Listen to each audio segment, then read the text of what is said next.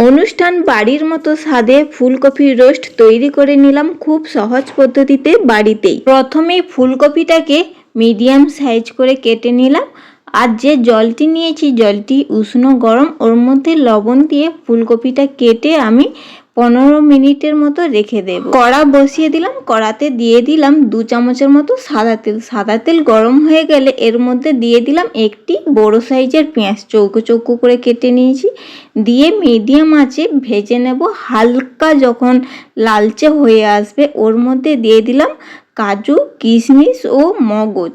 দিয়ে খুব ভালো করে নাড়াচাড়া করে মিশিয়ে নিলাম। মিশিয়ে ওর মধ্যে হাফ বাটি জল দিয়ে আবারও আমি খুব ভালো করে মিশিয়ে মিডিয়াম আঁচে এটাকে আমি সেদ্ধ করে নেব ঢাকনা দিয়ে। তারপর ঢাকনা খুলে ভালো করে আবারও যেইটুকু জল বাকি ছিল ওই জলটি সম্পূর্ণ শুকিয়ে নেব। দিয়ে ঠান্ডা করে আমি মশলা পেস্ট করে আবারও কড়া বসিয়ে দিলাম। কড়াতে দিয়ে দিলাম 2 চামচ সাদা তেল। তেলটি গরম হয়ে গেলে ফুলকপিগুলোকে লবণ দিয়ে আমি ভেজে নেব।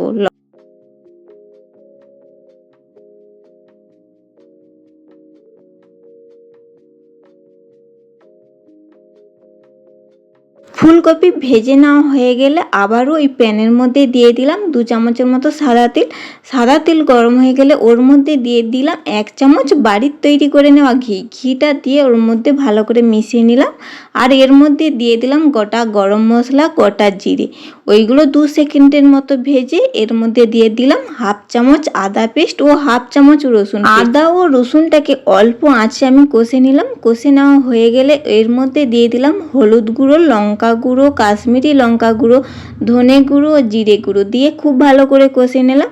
কষানো হয়ে গেলে ফেটিয়ে নেওয়া টক দই 2 চামচের মতো দিয়ে আবারও আমি খুব ভালো করে কষে নিলাম। যখন এর মধ্যে তেল ছাড়তে শুরু করবে এর মধ্যে দিয়ে দিলাম স্বাদ অনুযায়ী লবণ আর সামান্য চিনি দিয়ে আবারও খুব ভালো করে মিশিয়ে নিলাম। আর যে মশলাটি পেস্ট করে নিয়েছিলাম ওই মশলাটি ওর মধ্যে দিয়ে আবারও আমি খুব ভালো করে কষে নেব। মশলা কষতে কষতে এর মধ্যে মশলা ধোয়া জল অল্প একটু দিয়ে আবারও খুব ভালো করে একটু কষে নিলাম।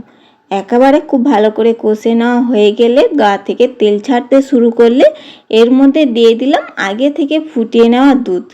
দুধটি দিয়ে মশলার সাথে দুধও খুব ভালো করে মিশিয়ে নিলাম। গ্রেভিটা যখন ফুটতে শুরু করবে ওর মধ্যে দিয়ে দিলাম হালকা করে ভেজে নেওয়া ফুলকপি। ফুলকপি দিয়ে খুব ভালো করে মিশিয়ে নিলাম। মিশিয়ে ঢাকনা দিয়ে দিলাম আর গ্যাসের আঁচটাকে মিডিয়ামে রেখে দিলাম। 10 মিনিটের পর ঢাকনা খুলে আবার খুব ভালো করে নেড়ে নিলাম। আর ফুলকপি সেদ্ধ হয়ে আসলে এর উপর থেকে চিড়ে নেওয়া কাঁচা লঙ্কা ও গরম মশলা ছড়িয়ে দিলাম। দিয়ে গ্যাসের আঁচটি বন্ধ করে রেখে দেব। পরিবেশন করার আগে সার্ভ করে নেব।